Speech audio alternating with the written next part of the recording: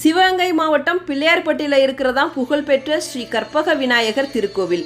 தேவலோகத்தில் இருக்க கற்பக மரத்துக்கடியில் நின்று நாம் என்ன வேண்டினாலும் அது உடனே கிடைக்கும் அப்படிங்கிறது நம்பிக்கை.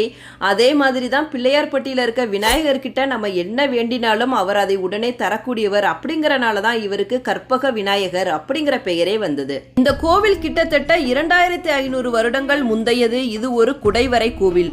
குன்றை குடைந்து ஒரு கோவிலாகவும் ஸ்ரீ கற்பக விநாயகர் சிற்பத்தையும் ஸ்ரீ திருவீசர் என்ற லிங்கத்தையும் பாண்டியர்கள் வடிவமைத்திருக்காங்க. இங்க இருக்க கற்பக விநாயகருக்கு 2 கைகள் மட்டுமே இருக்கு.